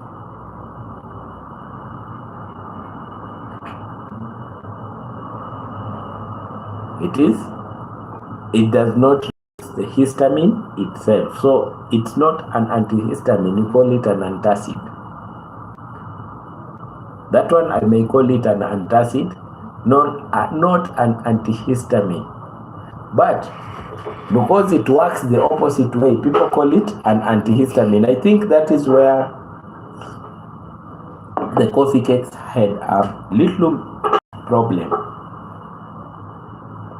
And then the coffee cakes asked another question, or the same question. Yes, it helps by blocking the receptor, not to, the histamine not to bind to the receptor. So if the histamine does not bind to the receptor, no hydrogen ion will come out. And the hydrogen ion binding to chloride, that is hydrochloric acid. Then you have acidity. So Pepsid reduces stomach acid, but not histamine itself. You have a lot of histamines, but they are not working because the receptors are blocked. So it works more as an antacid than an antihistamine. But you see, the histamines are there. And it's important you follow the pathophysiology. Let me make you laugh. When Coffee Cakes sent me the screenshot on this, I told the Coffee Cakes, that is according to Google. Come online, I explain to you. You see now you are trying to when you go and Google, it's good to refer on Google to understand. But when you get the real explanation, you start understanding.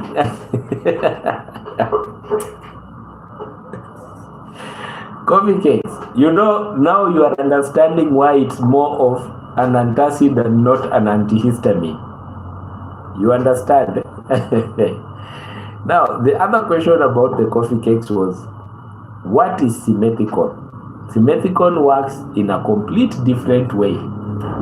Because more antiacid drugs, Joriam Technology said hi. Joriam, hi, welcome to the chat. We are talking about, I'm just answering question, Joriam. Hope you are doing good. Remind me, Joriam, which country you are coming from. Remind me which country you are from, please. Simethicone works in a complete different way. It is not an antihistamine. Queen is here. Queen, welcome. Thanks for tuning in. Joriam Technologies, remind me where you are from, please. Queen is here. I was watching Queen. Oh, Joriam, yes, from Australia. Australia has good sites. I have to visit there. So welcome, my guys. I'm just answering questions because the topic of the day was clotting factors, but I've introduced it and we have gone to some questions. So if you have any question as we are going to finish, just ask that question. Just ask that question and let's continue. You see? And remember, if you have not liked the video, please like the video, my friends. If you have not liked the video, please like the video. It increases impression. Check if you have double tapped your screen. If you have given me a like, yes? Okay. Simethicone, an antifoaming agent, not acid reducer, not absorbed in the blood. It works in the gut lumen, intestines and stomach by breaking up gas bubbles, making small bubbles. It works by breaking up large bubbles, allow gas to be passed out more easily, burping or flatulence. So coffee cakes, when you are using any drug that is simethicone, it makes the acidity in your stomach to have large bubbles.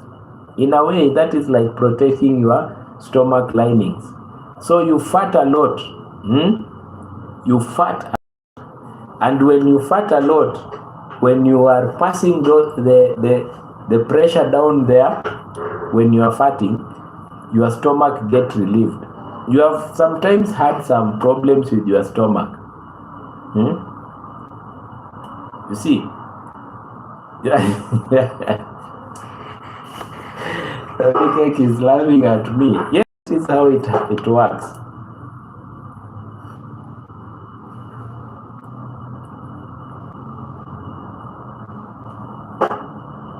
That is how it works. So when you are farting, the volume reduces and most acid gases like ammonia gets out. So I think that question about coffee cakes, you see, when I am explaining to you, you can like understand this. How can someone reduce the big stomach? Big stomach.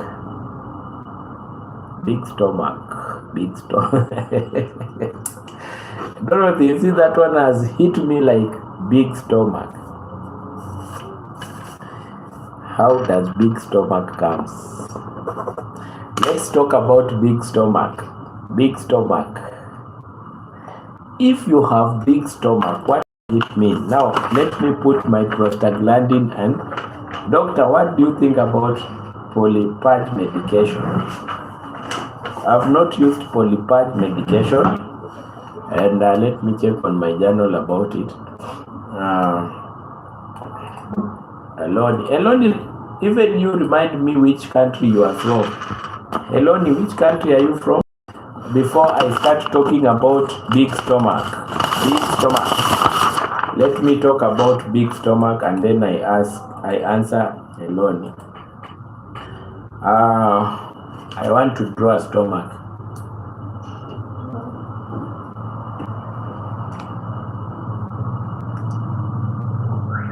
Eloni, my journals show me polypatch is a brand name. Let me research on it, then I'll get back to you. Or if you know more about polypatch medication, good afternoon in Kenya. Xavier man, welcome. Here it's going to around 7 p.m. So it's not afternoon, it is at night. It's at night. I want to talk about big stomach.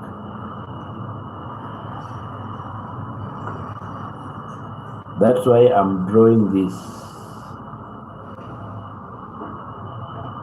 Yes, I listen. Okay, get ready, my friend.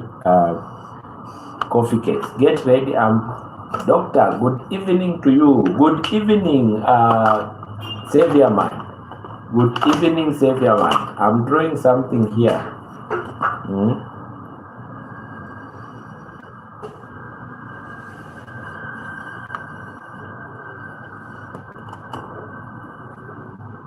To explain about big stomach.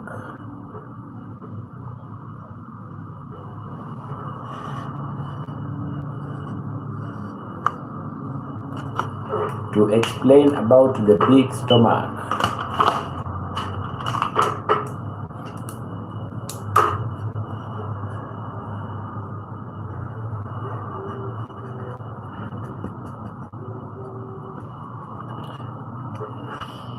Just wait a minute. There is something I'm trying to create here.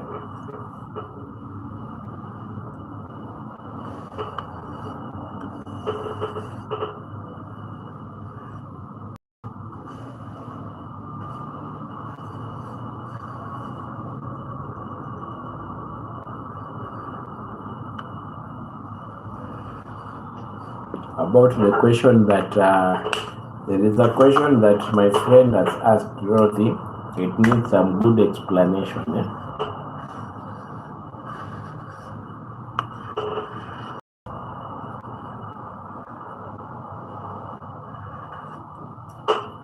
Now, Dorothy, there are two types of big stomachs.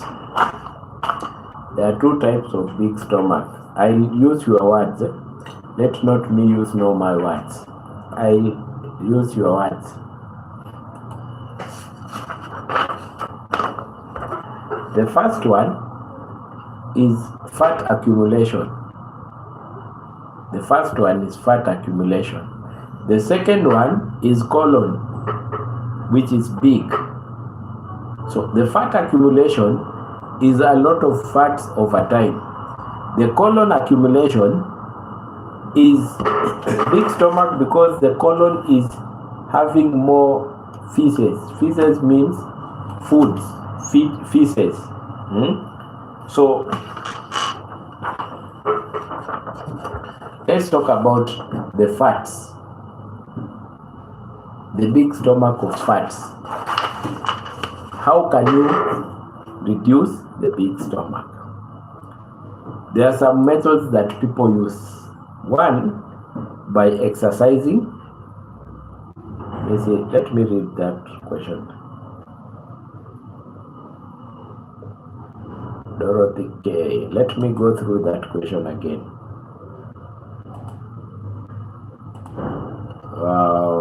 Okay, this is for Sylvia and I'm asking for Dorothy K.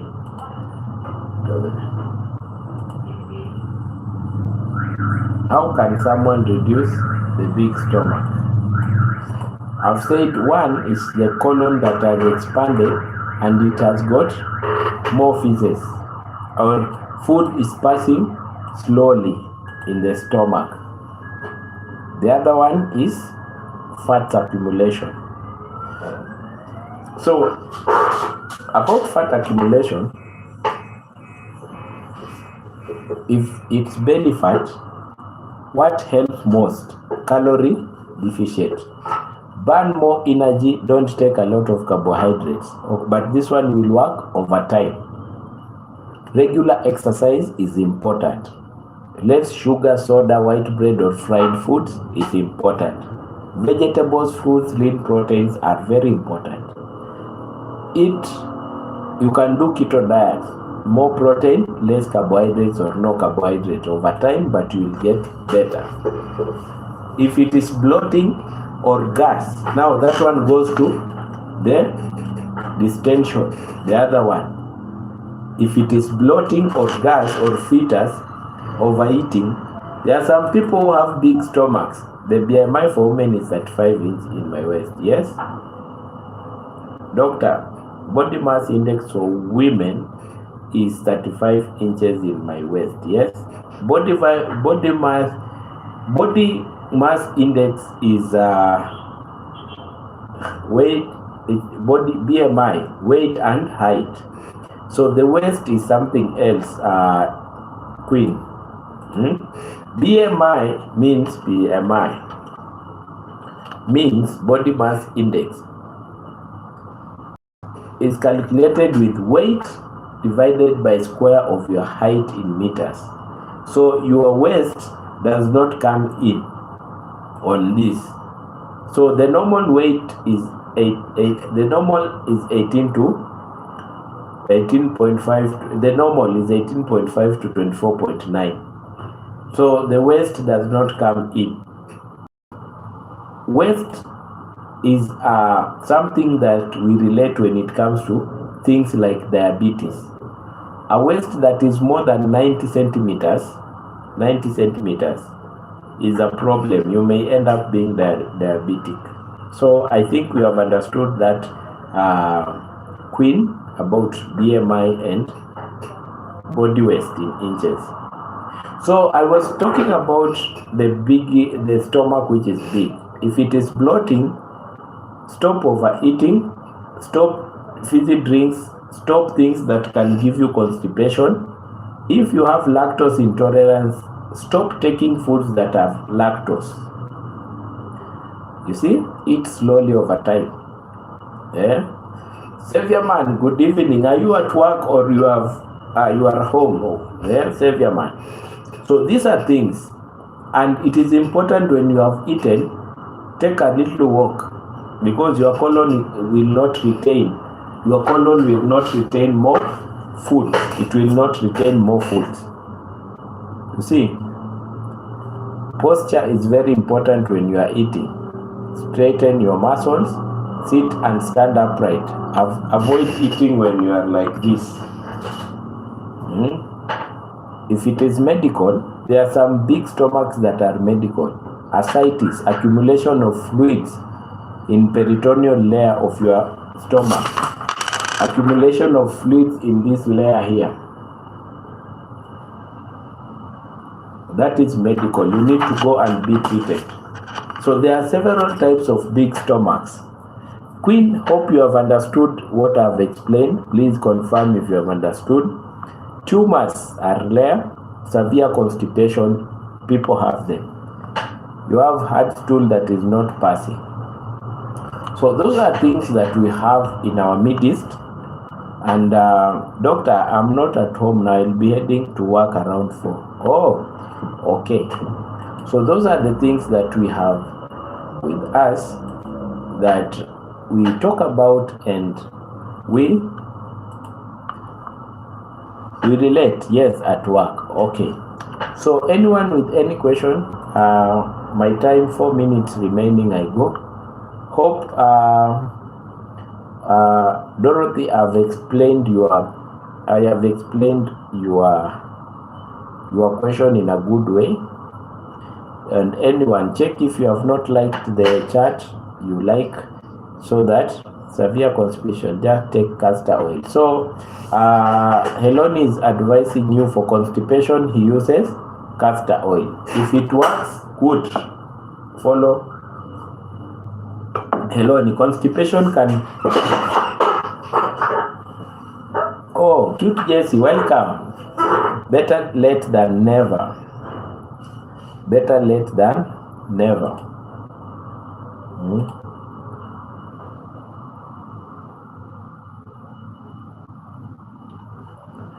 So these are things that we check and we do what?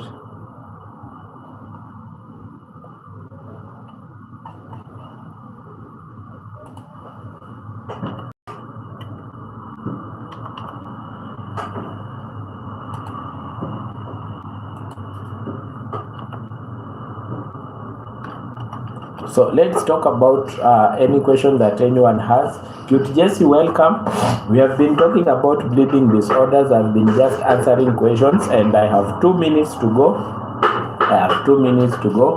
Thanks for everyone that has been here for today. Thanks for everyone that has been here and sharing. I've seen most of the people are really sharing my videos and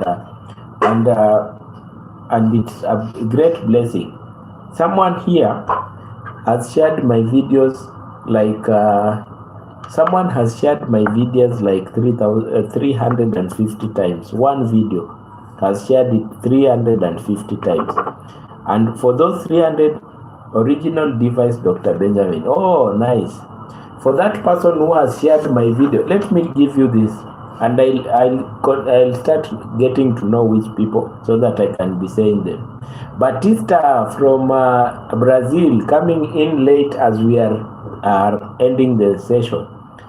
I was saying there is one person that has shared 350 times one video, and by sharing 350 times, it has given me 31 subscribers. Imagine, just by sharing. And the subscribers are watching from the region that this person shared. So please, let's grow by sharing these videos and telling people about our I have a severe back. I don't know why. Severe back, cute Jessie. Take some prednisolone blue, 4 tablets once.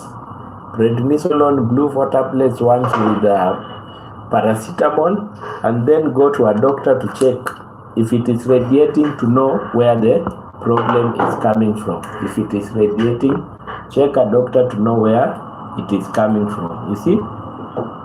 No worry, you will be okay. Sorry for that. Maybe you are overworking, Daisy. Maybe you are overworking, and don't worry. Yes, Dorothy, just imagine. And Jamaican uncle has shared more than 1,000 times, and it has given me more than 50 plus. From Jamaican uncle sharing my videos more than 1,000 times, it has given me more than 50. You know, when you you send my link to WhatsApp, YouTube can know. When you send to another platform like Facebook, YouTube knows. So it can send me the, when you are monetized, sometimes it can send you the details. Jamaican uncle, thanks for sharing, and thanks for what you are doing to my channel. You are the one who started it. Thanks for cultivating it. Imagine, more than 1,000 times it has given me more subscribers. Just imagine. So welcome. But the other person who has shared more than 350 times is a new person to the platform. And it has given me more than 31 subscribers just by sharing the link. And then someone comes, watches the videos, and then after watching the video, that person subscribes. So thank you for your help. And cute Jesse, sorry for hearing about the severe pain. Get some prednisolone 20 milligrams. Those are 4 tablets once, plus paracetamol 2 tablets. That is 1 gram. 2 tablets, that is 1 gram. The pain will end, but you need to see a doctor to clarify the cause of the pain, of the back pain. You see, one is here, not at work. Batista from Brazil, thanks for coming in. Batista, please share my links to the people in Brazil. At least we have you here as one of us. We need more Brazilians here. I like to be brothers to Brazilians. Batista, I want to visit Brazil one day. Brazil. I want to visit Jamaica, one in my list. I want to visit South Africa. I want to visit the US once in a while. And we go on and on and on. So welcome to Jesse. Will be fine. Sorry about hearing you're sick. I don't like hearing about complications. I don't like. So if you are here, you have not liked, please like. I'll end after 2 minutes. Any question anyone has? Any question that anyone has, please let me know. Let me know any question anyone has.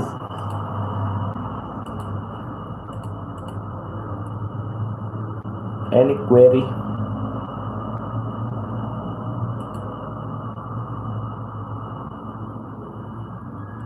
any question that you may think. I think we have gone to 2 hours. Imagine 2 hours, but 1.5 hours we are talking about bleeding disorders. So guys, please have a nice day. Cute Jesse, do whatever I've told you. Get those meds. Let's link up maybe at 10 after Jamaican Uncle. Jamaican Uncle will be premiering at 9 Kenyan time. That will be 2 p.m. Georgia time. 2 p.m. Georgia time. So let's link up at 9, people who are in Kenya, to see Jamaican Uncle, and we move on so well. If you have a question, always link me up. So bye. See you guys. Don't forget to share my videos. Bye.